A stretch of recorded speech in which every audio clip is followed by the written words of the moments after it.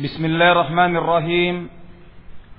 Assalamualaikum warahmatullahi wabarakatuh. Alhamdulillah.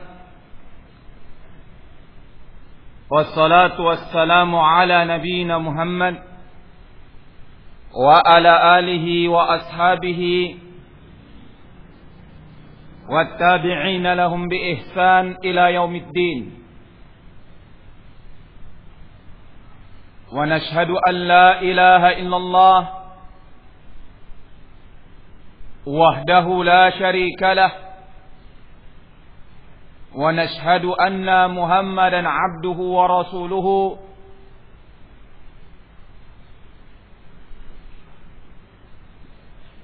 sallallahu alaihi wa ala alihi wa sallam.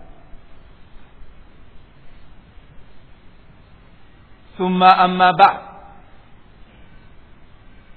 Saudaraku hadirin yang dimuliakan dan dirahmati oleh Allah Subhanahu wa taala.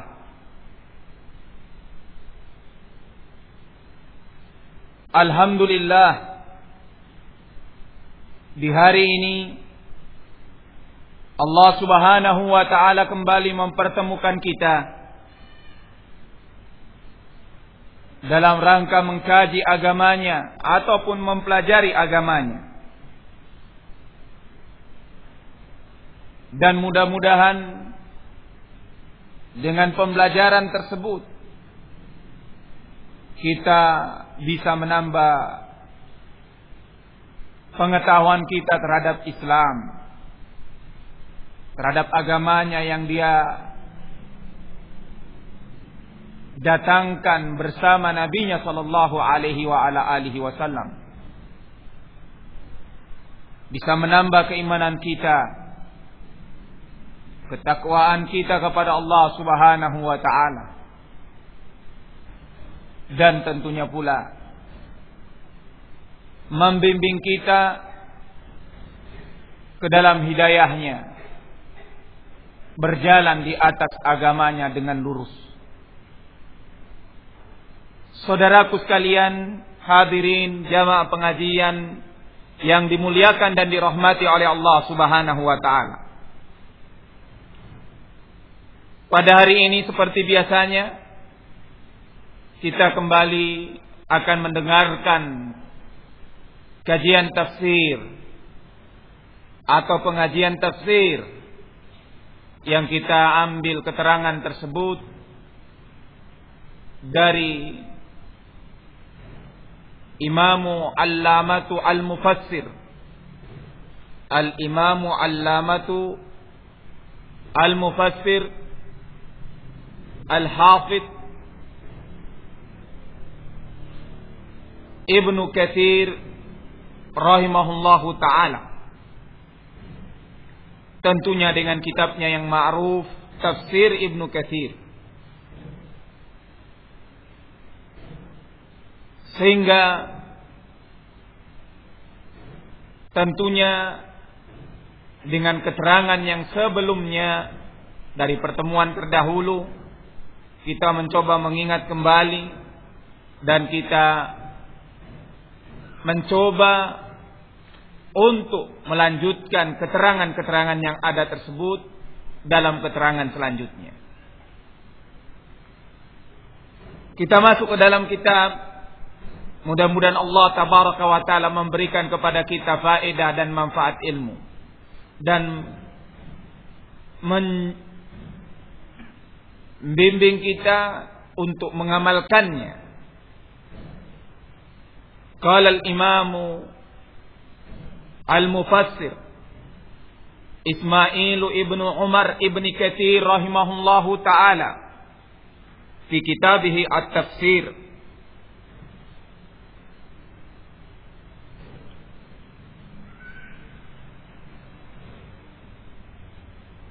Maja'a bi qaulillahi ta'ala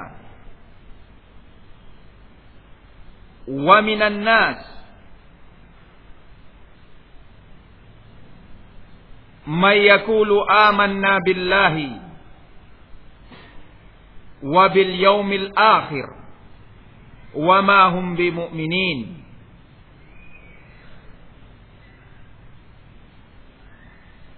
Dan di antara manusia ada yang mengatakan kami beriman kepada Allah Subhanahu wa taala dan hari akhir. Namun sesungguhnya mereka tidaklah beriman kepada Allah dan hari akhir. Sebagian dari ayat secara umum telah kita dengarkan. Namun kita ambil keterangan nantinya dari keterangan beliau rahimahullahu ta'ala dengan rinciannya atau dengan ringkasan dan rinciannya.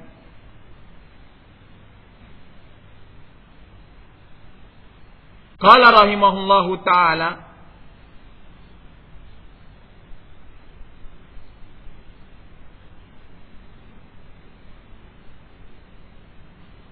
nabbaha Allah subhanahu wa ta'ala sifatil munafiqin li'alla yaktar bidhahiri amrihim al-mu'minun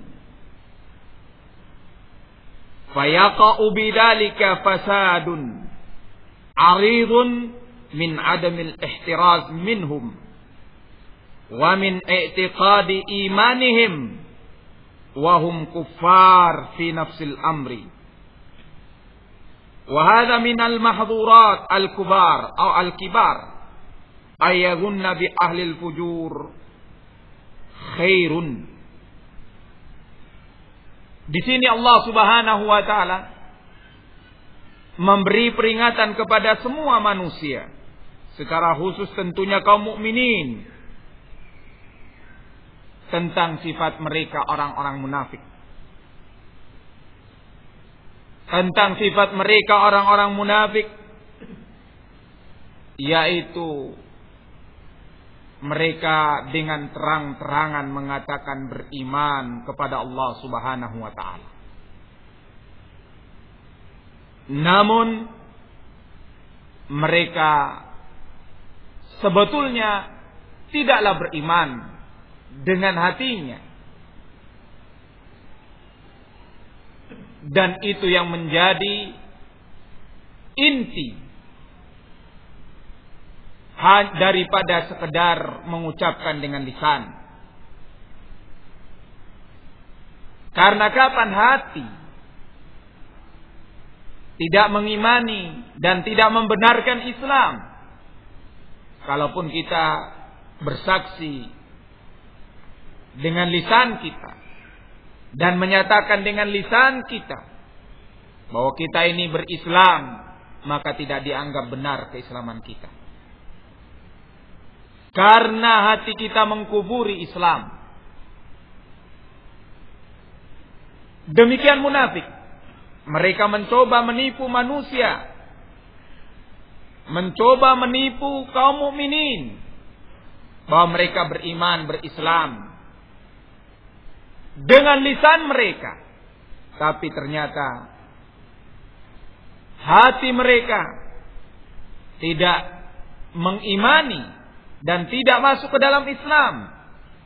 Pada akhirnya Allah memberi peringatan dan membuka kedok mereka, aib mereka di hadapan manusia.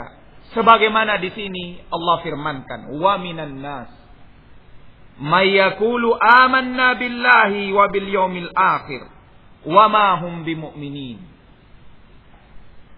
Di antara manusia, yaitu mereka munafikin dan yang sejenisnya, ada yang berupaya mengecoh manusia dengan lisannya, kami beriman kepada Allah Subhanahu wa taala dan hari akhir. Namun ternyata kemudian mereka adalah orang-orang yang tidak beriman karena mereka berdusta, di mana hati mereka tidak beriman. Demikian Allah Subhanahu wa taala firmankan. Dan tentunya yang seperti ini menjadi pelajaran besar bagi kita semuanya. Kita yang mengaku beriman. bahwa kalau kita ingin dikatakan imannya benar, tidak hanya di lisan, tapi tentunya menyatakan keimanan dengan pernyataan dan pengikraran hati. Baru kemudian kita tuangkan dengan pernyataan lisan dan kemudian bentuk praktek dari amalan-amalan iman. Bentuk praktek amalan-amalan iman yang kaitannya dengan praktek hati, kaitannya dengan praktek lisan, kaitannya dengan praktek badan, dari amalan-amalan iman, barulah dianggap benar keimanan kita. Sehingga itu ulama menyebutkan keimanan yang sempurna demikian. Sebaliknya, keimanan yang tidak sempurna, siapa yang hanya sekedar mengucapkan imannya dengan lisannya. Keimanan yang seperti itu kaimanul munafik. Seperti kaimanil munafik. Seperti imannya orang-orang munafikin. Demikian pula keimanan yang tidak benar, yaitu dengan hatinya beriman, tapi lantas tidak mempraktekkannya dengan bentuk lisan dan bentuk amalan badan, maka yang seperti itu imannya murji'ah. Imannya murji'ah. Karena murji'ah, mereka menganggap cukup beriman dengan hati. Kalaupun anggota badan, al-jawarih, lisan tidak mengamalkan amalan iman, ini sudah cukup. Dan kata mereka menyelamatkan dari azab. Makanya dikatakan imannya murji'ah. Tidak haula wa haula, tapi keimanan yang benar dengan mengikrarkannya dengan hati dan menyatakannya dengan lisan dan mempraktikkannya dengan anggota badan. Wallahu a'lam bissawab. Dan juga tentunya tidak dikatakan beriman sama sekali apabila tidak mengimani dengan hati, tidak mengucapkan dengan lisan, dan tidak mengamalkan dengan anggota badan. Itu seperti siapa? Imannya orang-orang kafir.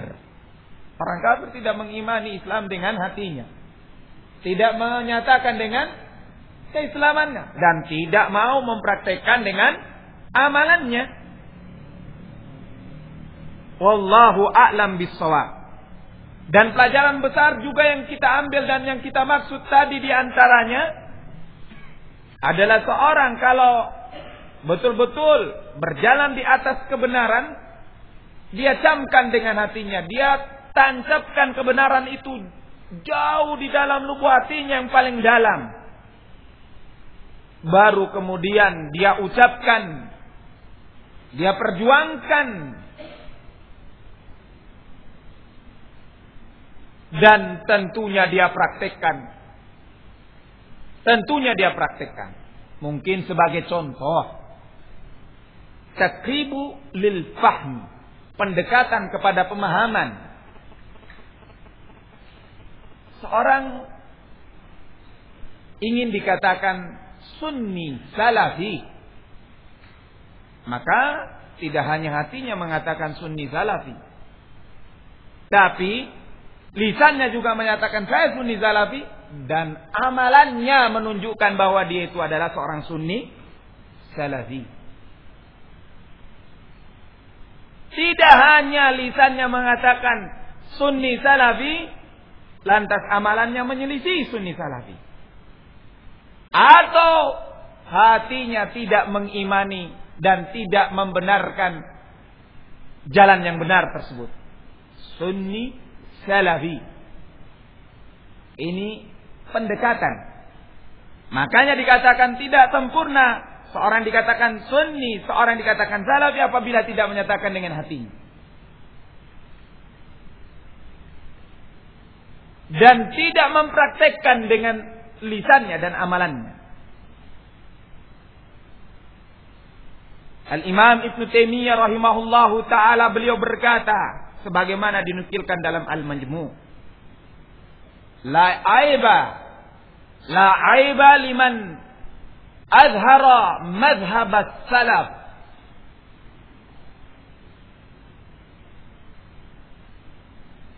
Tidak ada aib dan tidak ada celaan bagi orang yang menampakkan, menzahirkan prinsip, manhaj, jalan salafus salih. Lianna madhhab as-salaf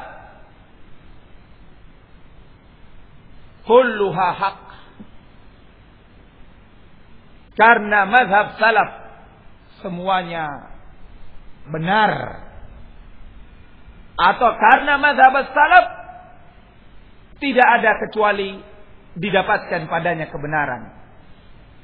Lianna madhab as-salaf, dikarenakan madhab salaf tidak didapatkan padanya kecuali kebenaran. Saudaraku sekalian, jamaah pengajian, hadirin yang dimuliakan dan dirahmati oleh Allah Subhanahu wa taala. Sehingga dengan contoh tadi, kita yang mengaku sunni salafi mestinya demikian. Hati kita sunni salafi, kita yakini bahwa jalan yang benar, manhaj yang benar, prinsip yang benar itu adalah salaf. Kita nyatakan dengan lisan, saya salafi. Ketika ada seorang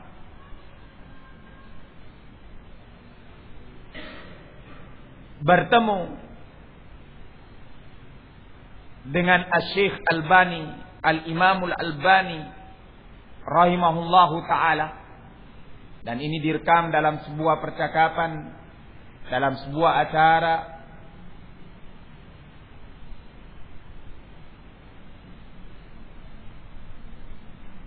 Beliau mengatakan, Anda siapa? Kata orang tersebut, saya Muslim. Kata Al-Imam Al-Albani rahimahullahu ta'ala, tidak cukup seorang mengatakan dirinya Muslim.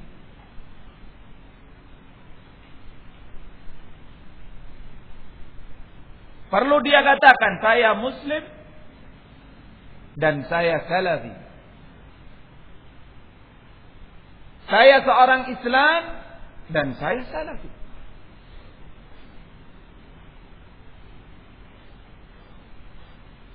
Kenapa demikian? Karena tentunya kita ketahui bersama, di zaman banyaknya pengkaburan makna Islam, di zaman banyaknya pelecehan kepada manhaj dan prinsip Rasulullah sallallahu alaihi wasallam, maka perlu seorang menampakkan dan membohirkan diri.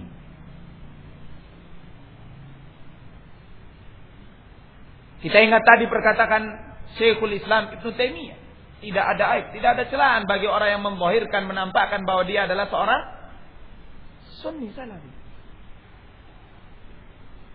Karena ketika dia mengatakan dirinya sunni salafi, dia berada di atas al-haq.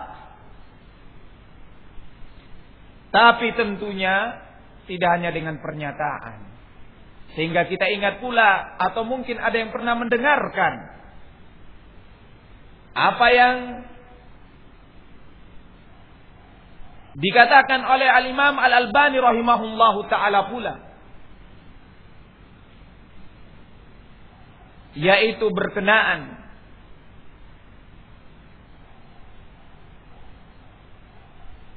dengan orang yang menyatakan dirinya salafi. Kata beliau, bisa saja manusia sekarang mengatakan bahwa dia adalah salafi, tapi itu tidak menjadi barometer. Yang menjadi barometer seseorang benar dia bermanhaj salaf apabila dia merealisasikan apa itu manhaj salaf. Apabila dia merealisasikan apa itu manhaj salaf, sehingga dia berjalan di atas manhaj tersebut, barulah benar ucapannya dia bermanhaj salaf atau seorang salafi. Jadi bisa jadi seorang mengatakan dirinya saya salafi, tapi sebetulnya dia tidak salafi atau bukan salafi karena dia tidak merealisasikan manhaj salaf tersebut. Ini kita jadikan sebagai satu contoh melewati keterangan keberadaan munafikin di sini karena adanya keserupaan dan adanya kemiripan. Kalau dulu mereka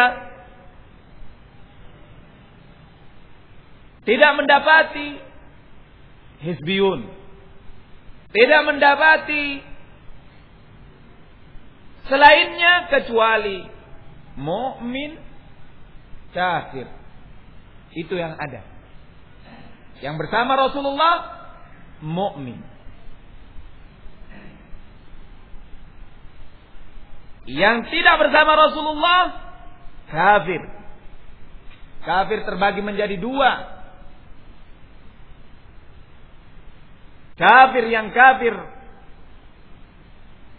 dan tidak sama sekali berintima menisbahkan dirinya kepada Islam dari ahlul kitab dan musyrikin. Kafir tapi mengintima, menisbahkan dirinya kepada Islam, yaitu munafikin. Cuma ini aja, tidak ada yang lain.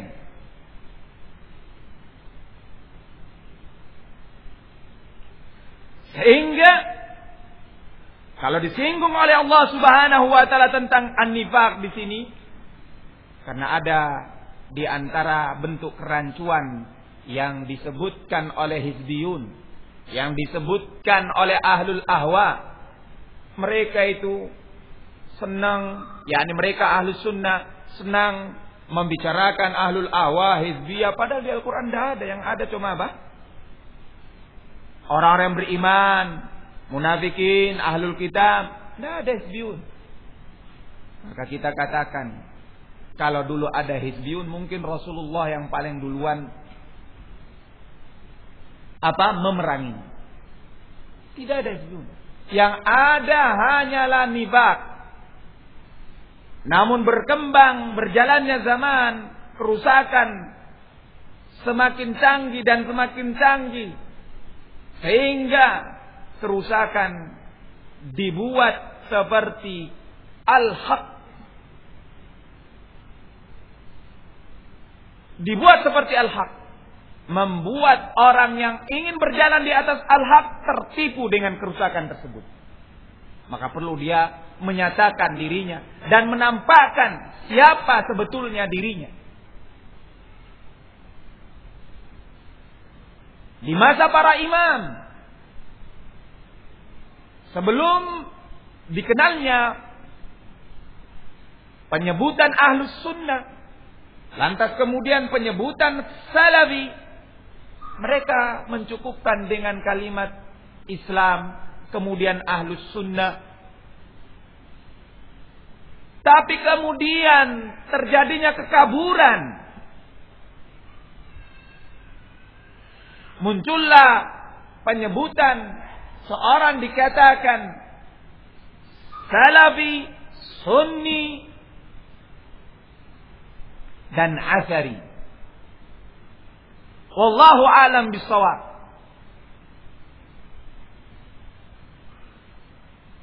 Kita kembali kepada keterangan bahwa masalah nifaq dengan contoh yang kita sebutkan tadi sangat dekat. Sehingga mesti membuat kita atau mesti mengharuskan kita jeli dan berhati-hati. Apa yang Allah sebutkan dengan ayat-ayat nifaq berkaitan dengan munafikin, untuk kita menjadi jeli dan berhati-hati. Oh, ternyata ada di antara manusia dari kalangan munafikin. Dan tentunya semakin berjalannya zaman, masalah kemunafikan ini tidak lagi ditampakkan dengan penampakan bahwa mereka munafikin, tapi dengan bentuk yang lain. Bentuk yang lain. Wallahu a'lam bissawab. Sehingga perlu seorang menampakkan dan menyatakan bahwa dia di atas iman, dia di atas manhaj yang hak, supaya manusia tidak tertipu karenanya.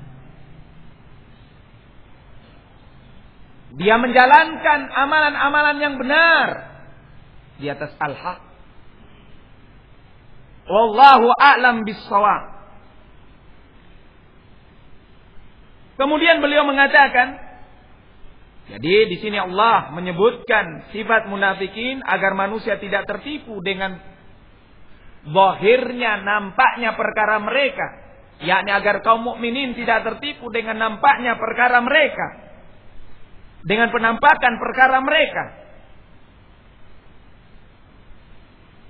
Fayaqa'u bidzalika, sehingga nantinya menyebabkan kaum mukminin terjatuh dalam kerusakan yang amat pelik dan dalam, karena tidak mampunya membedakan siapa yang benar, siapa yang salah, mana yang baik, mana yang batil. Demikian saudaraku sekalian yang dimuliakan oleh Allah Subhanahu wa taala. Kita katakan tadi ini bentuk pelajaran agar kita jeli.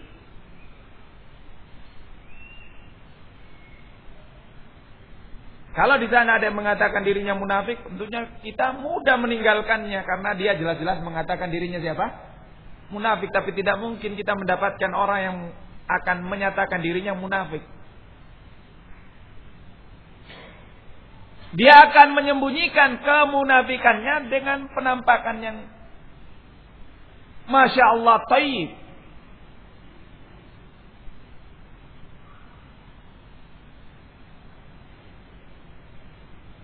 Demikian orang yang pada hatinya ada penyakit terhadap kebenaran, terhadap al-haq, dia tidak mungkin akan menyatakan dirinya saya memusuhi al-haq. Dia akan mudah ditinggalkan manusia. Tapi dia akan menyatakan saya adalah pengikut al-haq. Di saat itulah dibutuhkan kejelian kita, pencermatan kita dengan apa yang Allah ajarkan kepada kita dengan sifat-sifat munafik ini. Bahwa jangan semata-mata tertipu dengan lisan mereka. Lihat gimana amalannya. Gimana prakteknya. Baru mereka bisa dikatakan benar. Adapun lisan tidak menunjukkan kebenaran. Kalaupun pada satu waktu nanti lisan yang disertai dengan amalan praktek membuktikan dia di atas apa? Al-haq. Tapi kalau hanya bentuk lisan, maka sama dengan munafik. Sama dengan munafik. Wallahu a'lam bis-shawab. Demikian saudaraku sekalian yang dimuliakan oleh Allah Subhanahu wa taala. Min adami al-ihtiraz minhum wa min i'tiqad imanihim wa hum kuffar. Sehingga mereka nantinya tidak terjatuh kepada pembenaran keimanan mereka, padahal mereka adalah orang-orang kafir. Padahal mereka nyatanya orang-orang kafir. Jangan sampai tertipu. Wallahu a'lam bishawab. Sekarang ada situs website di internet mengatakan dirinya kullun salafi. Semuanya salafi. Maksudnya semuanya salafi, ya Hizbiyun juga salafi. Tujuannya apa? Untuk menipu manusia. Wa minan nas, di antara manusia ada yang mengatakan amanna billahi wa bil yaumil akhir. Dia mengatakan saya beriman kepada Allah dan hari akhir. Tapi pada kenyataan prakteknya, penanggung jawab situs kullun salafi ini, sebagaimana penamaannya,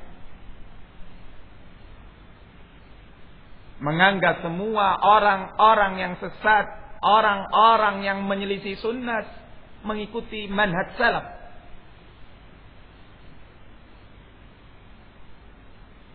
Penanggung jawabnya seperti itu. Bergaul dengan kelompok-kelompok sesat, bergaul dengan orang-orang yang sesat, bergaul dengan orang-orang yang menyimpang. Tapi dia masih menyatakan dirinya al-athari, pengikut athar, menyatakan dirinya salafi. Lihat, kita harus jeli agar kita tidak terjatuh kepada kesalahan. Mukmin menjaga dirinya agar tidak terjatuh di dalam kesalahan yang berulang. Kalau dia sudah jatuh satu kali ke dalam satu lubang, ke dalam satu kesalahan, jangan dia mengulanginya. Jangan dia mengulanginya untuk jatuh kemudian. La yaldigul mu'min johra marratain.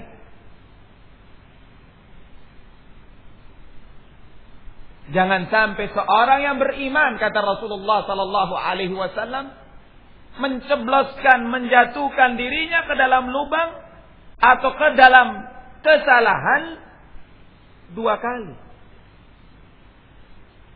Setelah dia jatuh satu kali, cukup pelajaran untuk yang kedua kalinya. Masa dia mau jatuh lagi?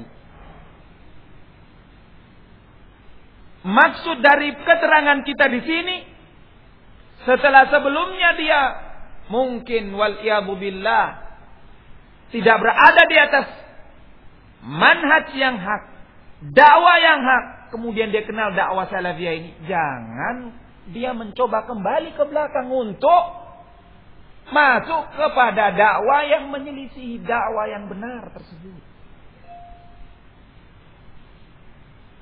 Wallahu a'lam bissawab. Kita menjaga diri kita. Jadi keterangan ini bukan semata-mata tentang munafikin, munafikin saja, tapi membawa kita kepada keterangan yang lain. Karena ayat-ayat Allah memberikan pelajaran kepada kaum mukminin. Kalaupun di situ yang dibicarakan kafirin, di situ yang dibicarakan adalah munafikin. Karena kerusakan yang ditimbulkan, yang muncul dari kafirin, kerusakan yang ditimbulkan dan muncul dari munafikin, sama bentuk kerusakannya dengan yang dimunculkan dari pelaku-pelaku kerusakan yang lain selain kafirin dan selain munafikin sama. Bahkan kekufuran, kemunafikan menyebabkan kerusakan-kerusakan yang lain muncul. Kerusakan-kerusakan yang lain muncul. Atau al-kufru yatawallad, kekufuran membuat kerusakan-kerusakan yang lain muncul. Wallahu a'lam bissawab.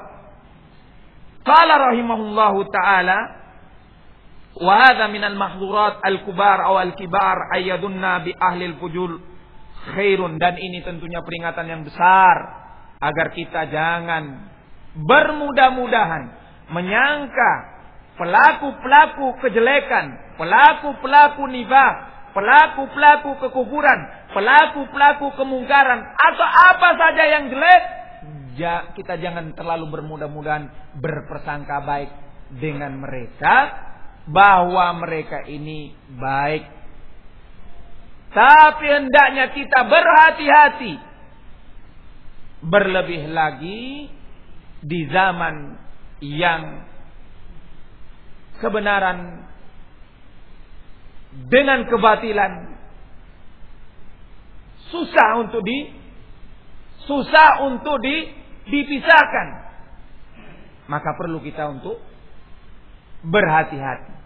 Wallahu a'lam bissawab. Demikian saudaraku sekalian yang dimuliakan dan dirahmati oleh Allah Subhanahu wa taala.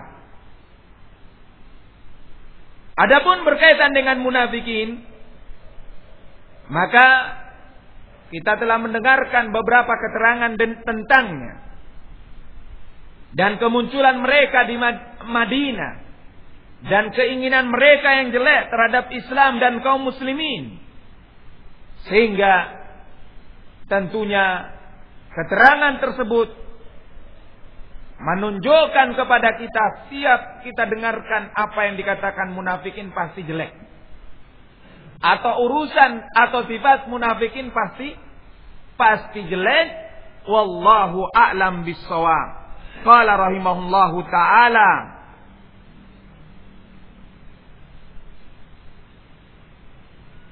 kama qala ta'ala, idza ja'akal munafiquna qalu nashhadu innaka la rasulullah wallahu ya'lamu innaka la rasuluhu.